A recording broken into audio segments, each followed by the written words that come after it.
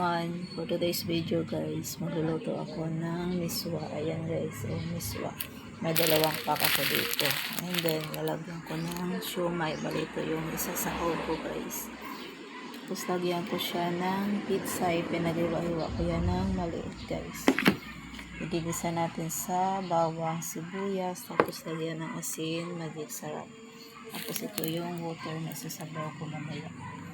Wala pa yung oil dito guys kasi yung pinagprituhan ko nito, doon ko igigisa itong aking sibuyas baw. So mag-start na akong magluto guys. So nilagay ko na yung bawang sibuyas guys.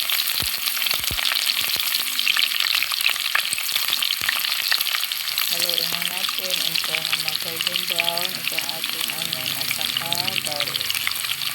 Tapos, ilalagay ko na yung siomay.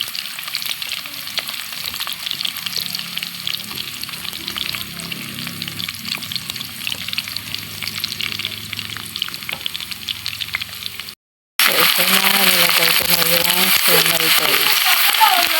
Igisa lang natin.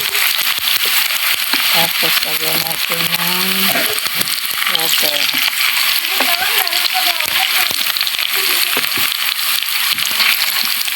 Ito yung siomay ito guys.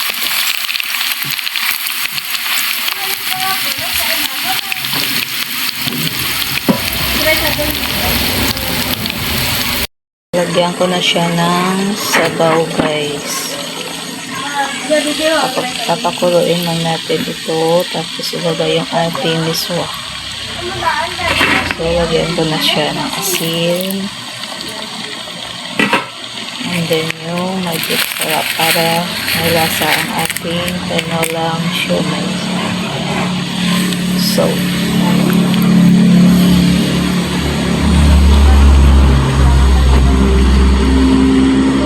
nakulo na siya guys. Ilalagay ko itong miswa.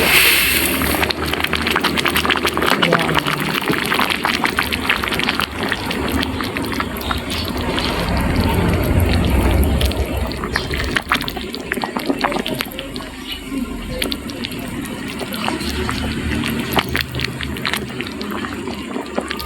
Sarap nito guys.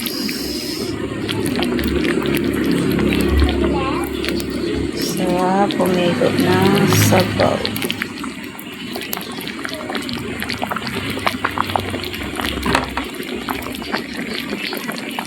Nalagay ko na itong pechay guys. Ito nang hilok na siya. Ay guys.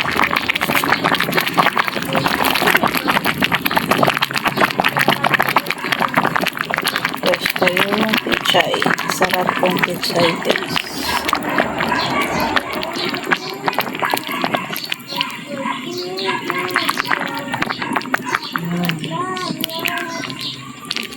Diba? Sarap humigop ng sabaw.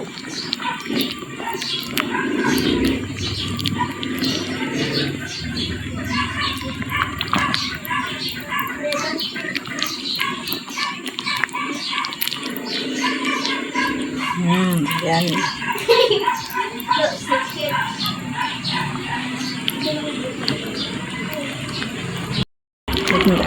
Titikman nga natin guys.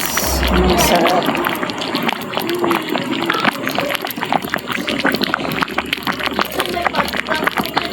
Siyan guys. Sarap ng sabaw. Yum yum.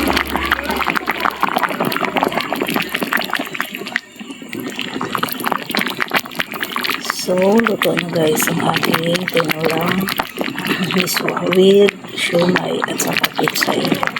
Sa lahat pong nanonood dyan, Luzon, Visayas, Mindanao, maraming salamat sa inyong walang sawang panonood ng aking mga video.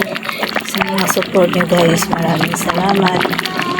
Lalong-lalo na sa Team Coffee Mates. Shout out sa inyong lahat dyan guys. Thank you so much everyone. God bless you all guys. Bye!